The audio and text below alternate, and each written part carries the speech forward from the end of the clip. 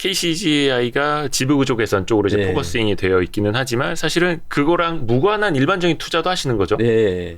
그러니까 자산 배분 전략 같은 걸로도. 예, 그렇죠. 네. 또 원래 강성부 대표님이 애널리스트 네. 출신, 뭐 채권도 하셨었고 글로벌 자산 배분 네. 전략도 하셨었고 이제 좀 우리나라도 그렇고 글로벌 좀 자산 시장 이야기를 좀 넘어가 볼까요?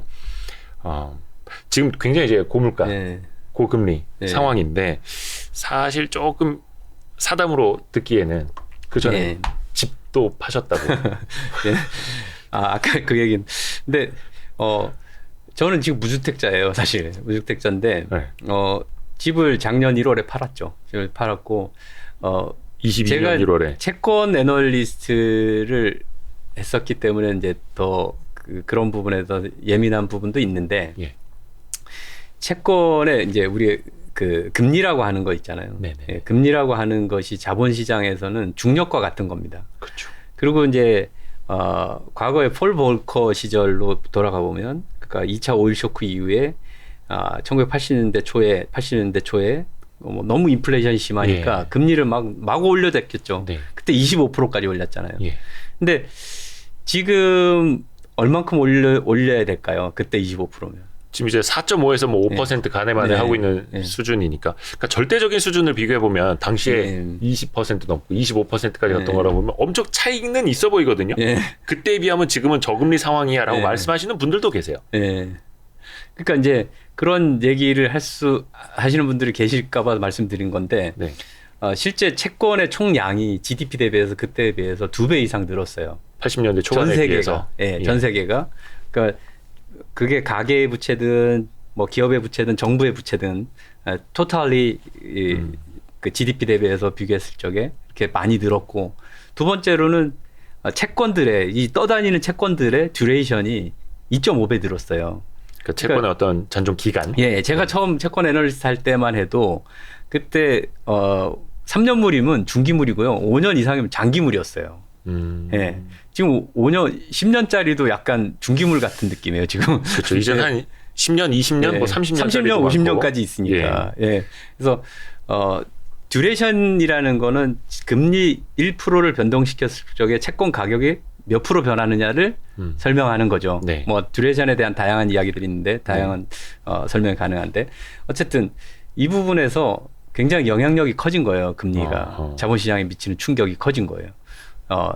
채권의 총량이 또 커졌다는 얘기는 우리나라처럼 가계부채 1200조 걱정하듯이 네. 금리를 조금만 올려도 이제 과거에 비해서 아까 듀레이션 채권의 총량 듀레이션 2.5배 채권의 총량 2배 하면 2 곱하기 2.5 하면 5배잖아요. 네. 그럼 우연히도 5%만 올려도 과거 25% 올린 만큼의 효과가 나온다는 거죠. 25. 예. 아이고. 이렇게 그 일종의 그 주먹구구로 해석을 해도 네네네. 예, 그만큼의 충격이 오는 거예요. 그래서 금리를 근데 이제 인플레 때문에 올릴 수밖에 없는 처지라고 저는 본 거고, 그래서 최대한 이 금리가 올라가면요, 이 자본시장에 노출돼 있는 모든 자산의 가치는 똑같이 떨어집니다. 예, 시차만 좀 존재할 수 있죠. 채권 가격이 제일 먼저 떨어질 거고, 그 다음에 주식 가격이 떨어질 거고, 마지막에 부동산 가격이 떨어지겠죠. 네. 시차에 따라서. 근데 결과적으로 떨어지는 건 똑같죠. 예, 그런 관점에서 보면 주식이든 채권이든 이제 다 내다 팔아야 되는 상황이 온 거고, 그래서 이제 저희가 투자해서 제일 큰 포션을 차지했던 한진카를 최대한 작년에 빨리 정리를 한 겁니다. 작년 3월에 이제 팔자라고 해서 급하게 저희가 뭐 4월 중에 넘겼고 다 팔았고, 그 다음에 이노와이어리스라는 회사 저희가 그때 당시에 이제 2대 주주로 있었는데 그 회사도 이제 그 팔았고, 뭐 두나무라는 회사도 뭐 있었는데 예. 저희 팔았고, 두나무 같은 거 저희 팔고 나서 3분의 1 토막이 났는데 어쨌든 최대한 많이 정리를 했고, 남아 있는 게 지금 LIG 넥스원, LIG 뭐 그다음에 이제 통신 장비 회사 하는 윈스, 그다음에 그런 회사들이죠. 그리고 2차 전지 소재 업체. 그러니까 이런 회사들은 이제 장기적으로 그냥 계속 좋을 것 같고, 또 LIG 넥스원 같은 경우 워낙에 이제 요즘 방산이 유행이라서가 아니라 그 이전부터 저희는 이 회사가 개발한 이 기술들, 특히 레이더 장비라든지 이런 뭐 장비들이 굉장히 지금 우리나라 방산이 퀄리티가 엄청나게 좋아요. 그 안을 들여다보면. 그래서 수출이 엄청 잘 될 수밖에 없는 상황이라는 걸 생각을 해서 그런 건 이제 또 좀 길게 들고 가고 그런 쪽으로 이제 생각을 하게 된 거고요.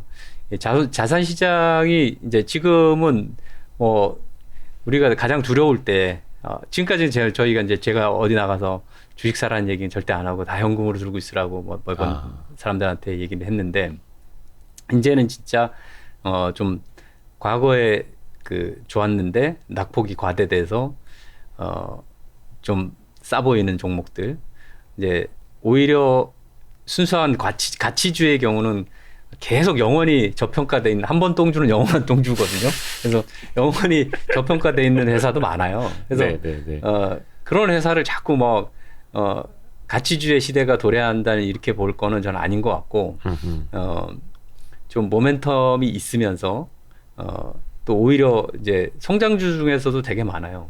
모멘텀이 있는 가치주들이 있거든요. 네.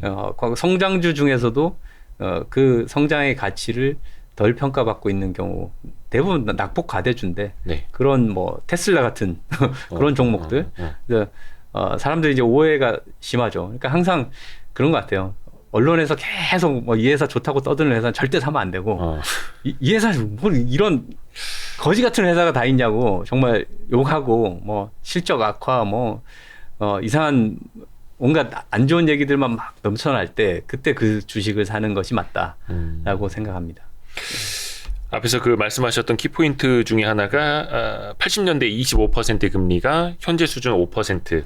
그러니까 23년에 뭐 미국 금리가 뭐 5%가 이제 컨센서스니까 그 정도랑 거의 대등한 수준이다라고 말씀을 해주셨고. 그리고 1월 30일 날 한번 올리면 네. 그 다음에 이제 그 50bp든 25bp든 미국에서 네, 베이비 스텝을 할지 뭐 빅 스텝을 할지 모르겠으나 이제 거의 마무리 단계가 아닌가. 그래서 그거 여쭤보려고 했어요. 그렇게 생각하는 그러니까 거죠. 22년 1월에 집을 파셨고 3월에 한진칼 지분을 정리하셨고 이후에 이제 대부분의 자산 이제 축소하셨습니다. 그거는 이제 그때 막 기준금리를 공격적으로 올리는 그런 타이밍이었고 지금은 말씀하신 것처럼 미국의 기준금리 인상도 어느 정도 이제 끝물에 와 있다.